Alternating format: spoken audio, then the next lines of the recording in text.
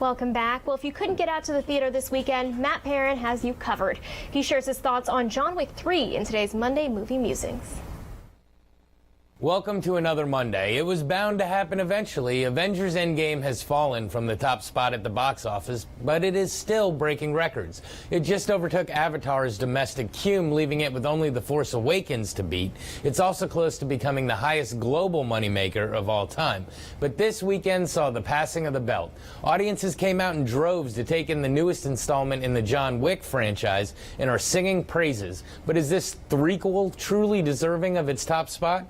Here's my take on John Wick Chapter 3, Parabellum. Our film begins literally minutes after Chapter 2 ended. John Wick, reprised by Keanu Reeves, and his dog are on the run. They have been given 1 hour before they are excommunicado for killing a member of the High Table on Continental grounds. He hurries to get as much done as possible in that 60-minute span before a 14 million bounty becomes open on his head and every assassin in the city is looking for him. And even as time is elapsing, he is being swarmed by people looking to cash in. After fighting his way through wave after wave of antagonists, John retrieves some old property he hopes will aid him. He seeks the help of the group with whom he was raised, and despite their misgivings, they have to aid the token he gives them, which sends John to Africa in search of a way back into the High Table's graces. Back in New York, an adjudicator has been sent by the High Table not only to make sure that John is done away with, but to dole out punishments to anyone who may have lended aid to him killing the High Table member. Back in Africa, we see John teaming up with Sophia, played by Halle Berry, who he has a marker with, trying to find the head of the old guild to see if he can gain reacceptance. Of course, his bounty is known even over there, so the pair, with the help of a couple of canines, have plenty of assassins on their hands as well. As the movie progresses, we see John heading back to New York after having been given a new task that can restore his standing. But now, decisions must be made and alliances must be formed because John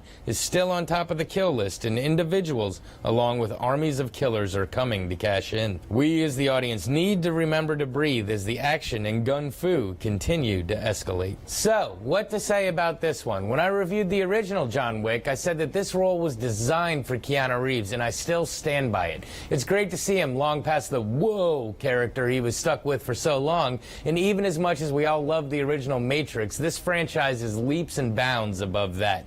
As each of the new films come out, you wonder how they can become more intense than the last, but somehow they manage. The first 20 minutes of this movie are almost exhausting to watch with the non-stop action that you almost welcome the downtime that comes just so you can catch your breath. What's fun about seeing these movies in the theater is listening to your own, along with all of the other strangers, involuntary responses to the carnage and violence on screen. It makes you feel a little more normal when everyone is also giggling at a particularly brutal death. These movies are just fun to watch. That being said, I have one problem with this new installment, and that is that it's becoming too fantastical. There's a comic coming out soon to follow the series, and I feel like John is becoming that comic book character. He sure is able to survive a lot, and if he becomes indestructible, then the movie loses its suspense and the stakes tend to drop substantially. But that's my only gripe. I think the original is still my favorite, but this one continues the franchise beautifully. Parabellum, as translated in the film, means prepare for war, so prepare for war indeed. This has been your Monday Movie Musing. Back to you. And stick with us, Tyler has one last look at your forecast when the news at noon continues in just a few moments.